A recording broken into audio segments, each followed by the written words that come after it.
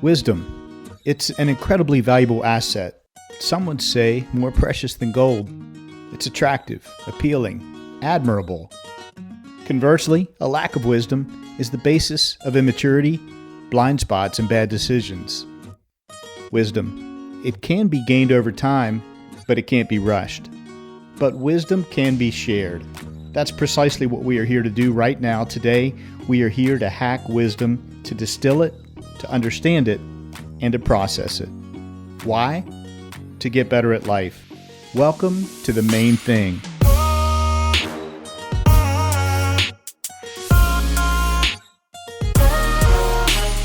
This is your new 9-minute podcast.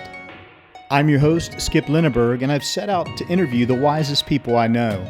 We'll see what we can learn from each one when they're faced with an incredibly difficult, soul-piercing question. Welcome back to the Main Thing Podcast. I'm your host, Skip Lineberg, coming to you today from Parkwood Studios with another special delivery of wisdom. A warm welcome to first-time listeners. Here's a tip. Be sure to subscribe so you never miss a single new episode. You get all that wisdom. A shout out of gratitude to my subscribers. Thank you so much for joining us for each and every show. Hey, regardless of whether you're here for the first time or you're back again, won't you consider sharing this show with someone you care about? Help them to get better at life.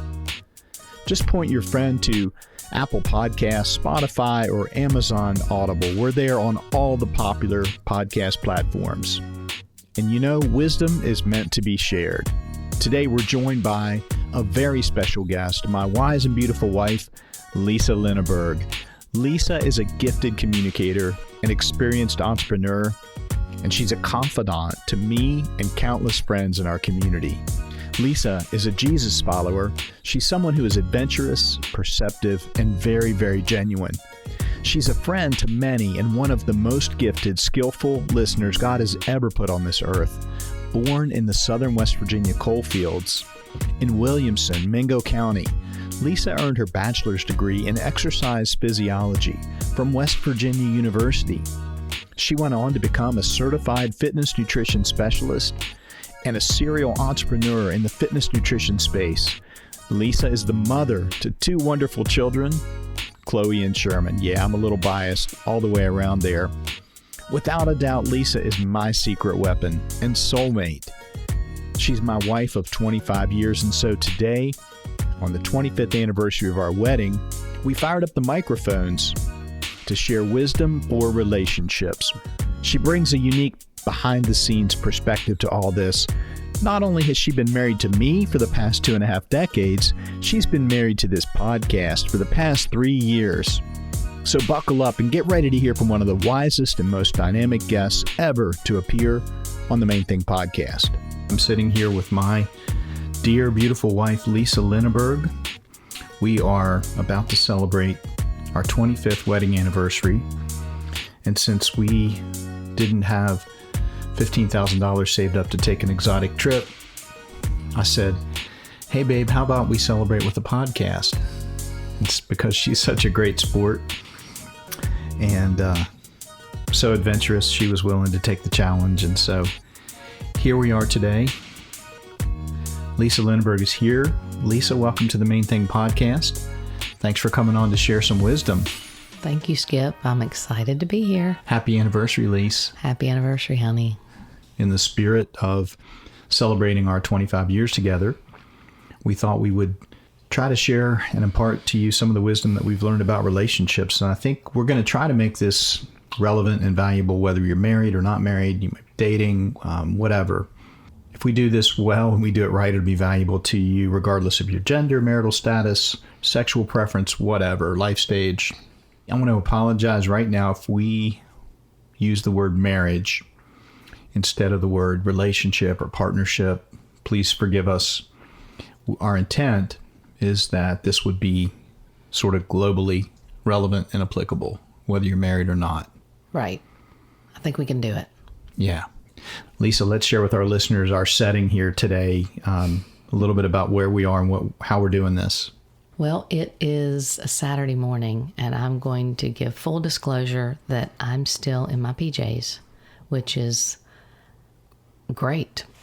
Right. Yeah. So, and it's Saturday morning. It's quiet. We've got our little cards that we've written down, and we don't know what the other person wrote down, which we really wanted this to be, wanted it to flow. We wanted to react in real time to That's what right. the other person was saying. We'll share with our listeners how you and I are connected, and they already know we're married, so why don't you give them the backstory? Okay, sounds good. We knew of each other in college. We both attended WVU. We sort of traveled in the same circles, never had a conversation. Fast forward to 1996. Okay, we'd both moved to Charleston, and I want to jump Yeah. in there before, maybe I'm going to go back about 5 years. We were both living after college, after we both graduated from West Virginia University. We're living in Charlotte, North Carolina. We're Right. literally living one block away from each other, married to different people at the time. And when Lisa says that we followed each other around, it's just uncanny and it is. just unbelievable, really, how close we were to each other, but like just out of phase by half a degree for basically until we reached age 30.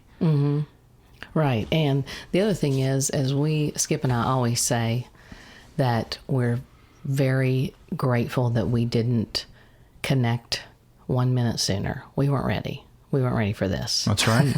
Yeah, that's right. So You would have gotten an inferior product.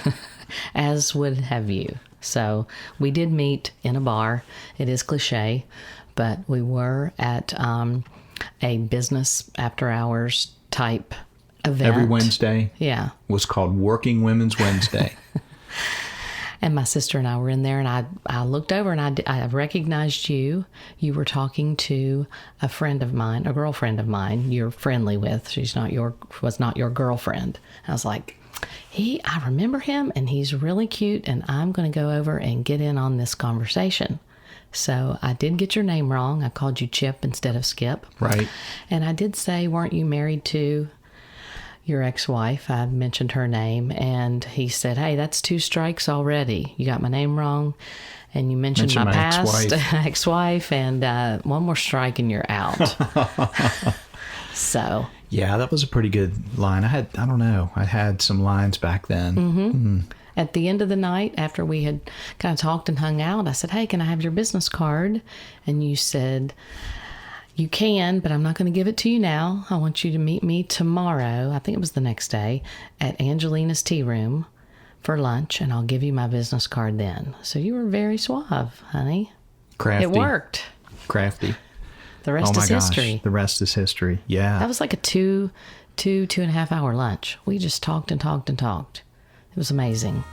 I met my soulmate that day. Yeah, me too.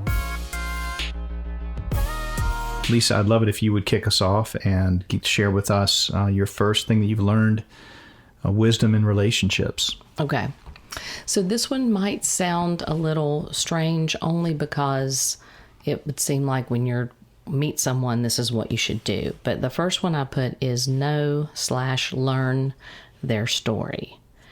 And I think like all the details, the good, the bad, the ugly, you have to know where the other person is coming from to really give them what they need. So as an example would be our upbringing. Sure. So I'm the youngest of 5 girls, grew up in a household with parents who were happily married. They were married, until my dad passed away. And I grew up in a small town, but I had basically 5 mothers, my mother and my 4 older sisters. Yeah. So I always had people telling me what to do, and I also had people taking care of me. Mm-hmm. So it took me a while to come into my own, as I like to call it. And the reason I put this one on there is, it sounds logical, and it sounds like that when you are in a relationship with someone or you're getting married, you should know their whole story. But it takes a lifetime to know someone's story. Every once in a while, you and I will share a story about growing up that we never knew about the other one. But it's really the only way to understand a spouse, a friend, anyone. The only way to really be in relationship with someone is to know their full story. Yeah. Where they're coming from, their hurts, their fears, what makes them tick, what makes them laugh, just all those things. So I really felt like this was numero uno for me. Yeah, that's a great one. Yeah, for sure. I can think about those early conversations, and one thing in particular, this is 29-year-old Skip talking. I thought I was poor and I was never going to have any money. So I wanted to warn you about that. And who knows where that comes from? But, I don't feel that way today. I feel like I'm very rich and blessed and have everything I need and more. But yeah, so that was an example. That's what that brought to mind. Yeah. And I think the other thing that comes to mind with me, Skip, is that as the longer you're in relationship with someone, sometimes you neglect to go to the deep conversations that you had when you were first together. Yeah. And I think we are really, really good about that. Yeah, for sure. I really do. For sure. All right, Skip, I'm going to give it over to you and see what your first one is. Some wisdom that I can bring to this conversation about relationships is that there's this theory of relationships called the love language, right? You've read the book? Yes. Yeah. Practicing your love language, your partner's love language, is not a quid pro quo. So the wisdom goes like this. Learn your partner's love language for sure. It's valuable, and you'll learn your own. Put those into practice and live into that. But do so sacrificially. Do so not for an end result, but do it in a sacrificial, unselfish fashion. That means no strings attached. Lisa, your love language is acts of service. 100%. 100%. So when I serve Lisa, when I do acts of service, I need to do so out of love, not out of an expectation that you're going to reciprocate because of that with something in my love language. And I struggle with expectations across the board. And anytime I attach some expectations to something, it goes poorly. You're always disappointed. So love language is not the be-all, end-all. And practice your love language and your partner's love language not as a quid pro quo. I think that is just so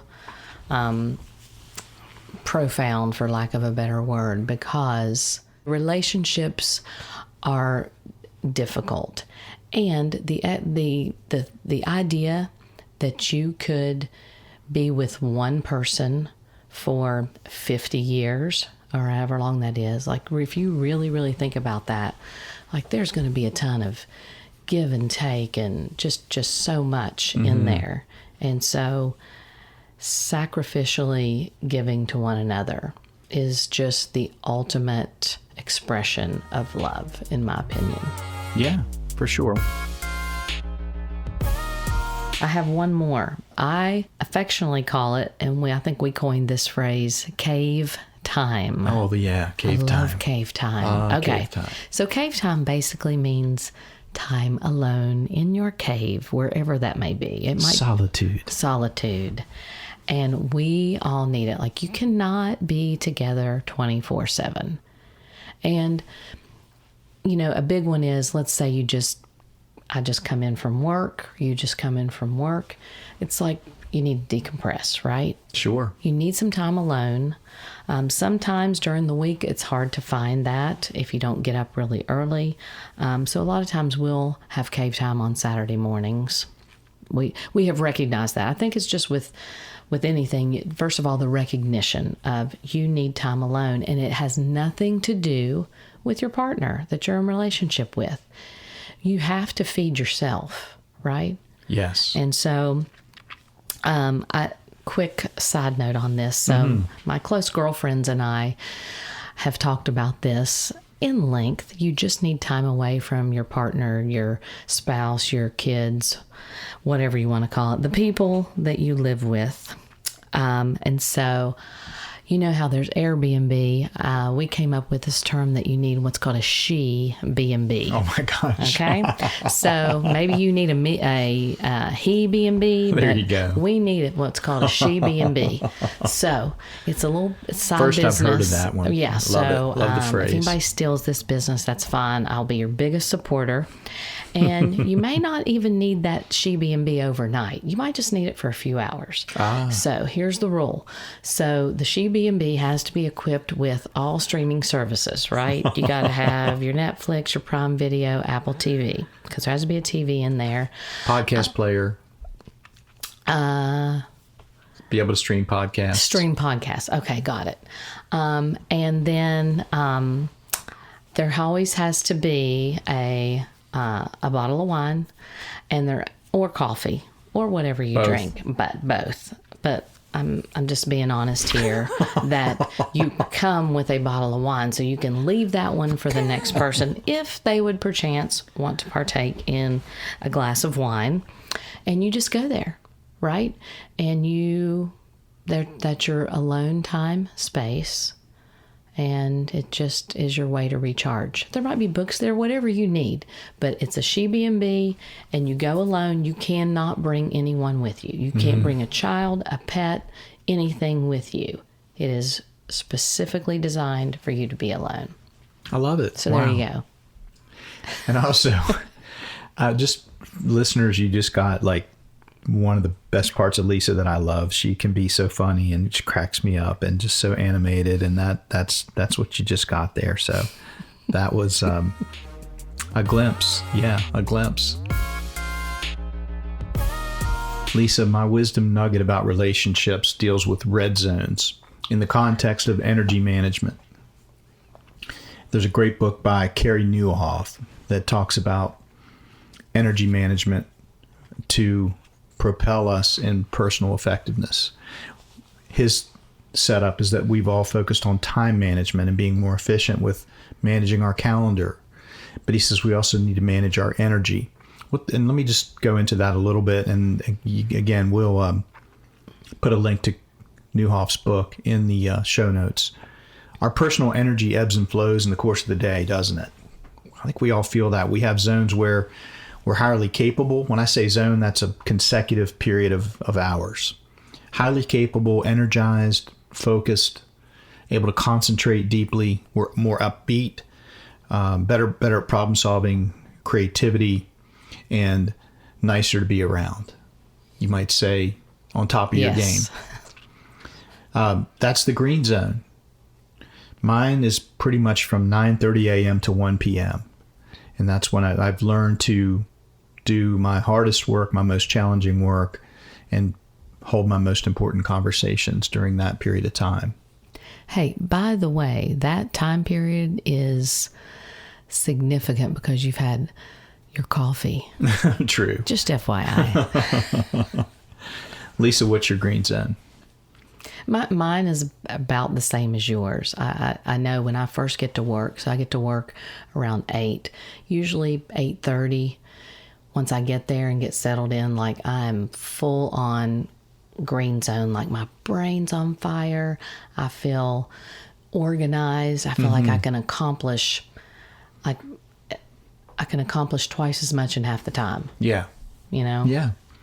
So I'm not going to go deep into yellow zones. I'll just suffice it to say a yellow zone is somewhere less than that, where you can do like busy work, task work, respond to emails, but you're not at your peak. But then there's red zones.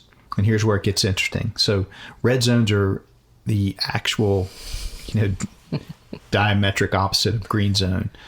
During the red zone phase, again, this is a period of hopefully a couple hours, not half the day, but during the red zone phase, I'm lethargic, prone to making errors. I'm forgetful, grumpy, fuzzy, and foggy brained, and generally just not too nice to be around.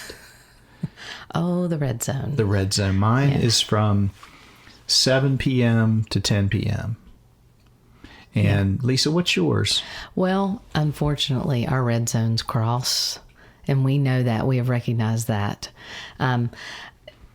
And what's interesting is I had this as one of my cards. Here's what I have. What was your punchline? Never have a deep discussion when you are tired / stressed. And then quotation marks, I put red zone in all caps. Yeah. Because that's when we have arguments. Think Right. about it. Or that's when things can get heated. Mm-hmm. Red equals heat, right? Yeah. I know something will escalate in a millisecond. I'm like, where did this come from? And it's red zone. It's the red zone effect. We can't talk about money. We can't. Nothing deep. Yeah. Nothing hard. Right. And the good thing is, here's the deal.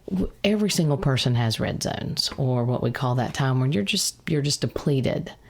And we have learned to recognize that, and we will say this is not a red zone conversation. Let's wait until we're both in a green zone, or let's table this for now. And we've really, like, that book really highlighted it. Yes, I think we recognized it before some, but we would just keep going. We couldn't articulate it. Right. We didn't have the vocabulary to be able to live it. Correct. Gosh, this one sounds a lot like wisdom. Red zones. Know your partner's red zone and know how to say, I'm sorry, I was in my red zone, please forgive me, and move on. Yes. Lisa, that's a boatload of wisdom. Oh, man. Good stuff. Good stuff. We've learned it the hard way. We took way too long to learn it, but I'm glad we did. Me too. And I wouldn't trade a thing, honestly. I tell people that being married to you, our marriage, our relationship, for me has felt like breathing for most of it. Like, I was so blessed and it was so effortless, and we're such a great match for each other. We're not perfect, and there have been struggles, as we've talked about, but then we had some, especially recent years, our son's chronic illness. That we're about 3 years into that. That's caused us to grow and adapt, and we did what we needed to do. And as we zoom out and we look back with the lens of time, we can see how that's led to growth, positive growth for you and I and our son. 100%. One of the things that I remember when we first met, and maybe not too long after we met, and I knew that you were the one thing I said to you, and I don't know if you remember this, is you're my family. Mm-hmm. Oh, and yeah. I had never said that about anyone ever before. And so there's a difference. Like you became like blood to me, and you don't divorce your blood. You're in it for the long haul, forever. Yes. Forever. And I still remember that, and I still feel that way, that you are my family. You'll always be my family. And you're so fun and quirky, and you're just, if you all could peek a lens into our household, it's, Skip is just hilarious. And that's one of the things that drew me to him, is I just call him quirky. You never know what he's going to say. He provides just so much lightness and laughter to our house. And that's fun. And that's like, really, you got to really have fun sweet in of life. you to say. Very sweet of you to say. Lisa, happy anniversary. Thanks for coming on the Main Thing podcast. And I can't wait to publish this show and release this wisdom. I'm excited too. Happy anniversary, honey. Here's to 25 more. 25 more. Wow, that goes by incredibly fast, doesn't it? Time flies when you're hacking wisdom. I hope you're left wanting more. Sync up with us again next time on The Main Thing for 9 more minutes of wisdom.